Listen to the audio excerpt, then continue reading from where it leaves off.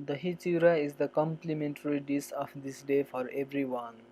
Dahi Chewra carries a great nutritional value as it helps to regenerate tired and worn out farmers.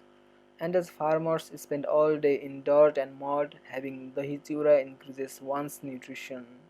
It helps farmer against the germs that are found in the mud. The mix is highly nutritious and easy to digest. Yogurt helps improve digestion. The mixture boosts the digestion process. It is a probiotic food. It builds good health with benefits to skin and hair. The mix reduces the risks of high blood pressure. It is a natural sunburn prevention mix. The mix consists of low calories and healthy carbohydrates. The mix is rich in fiber and helps in constipation. Paddy plantation or ropai is another cause for celebration as the season favors the plantation with heavy pourings.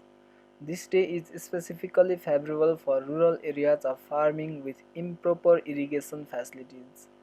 The day is also known as Dhan Diwas, Rastriya Dhan Diwas, or Ropai Din, or Dahi Chewra Khane Din.